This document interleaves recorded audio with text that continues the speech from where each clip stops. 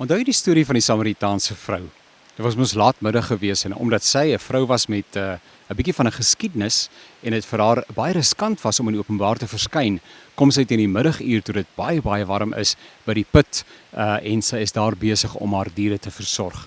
En dan kom Jesus daar aan en doen hy die ongewone ding, naamlik om met 'n vrou te praat en boonop 'n Samaritaanse vrou.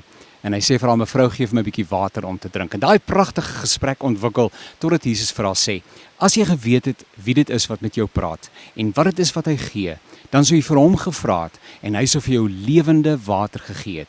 En wie van daardie water gedrink het, word nooit ooit weer dors nie. Maar wat gebeur is, dat daardie water in daardie persoon ontspring, 'n fontein van lewende gewende water word, wat vir daardie persoon self en ook vir ander mense lewe bring. Wat 'n verruklike, wonderlike getuienis oor die inhoud en die impak en die betekenis en die krag tref krag. Ja, van die evangelie. Die evangelie van Jesus Christus is inderdaad goeie nuus. Dis soos water.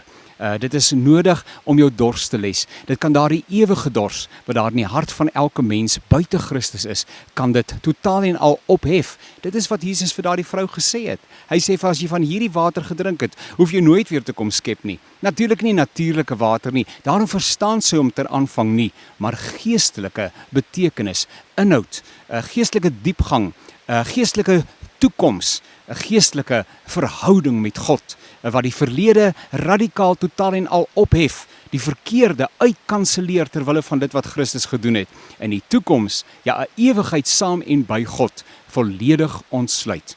Het jy van daai water gedrink, daai water wat Jesus sê jou nooit ooit weer sal 'n dors word nie.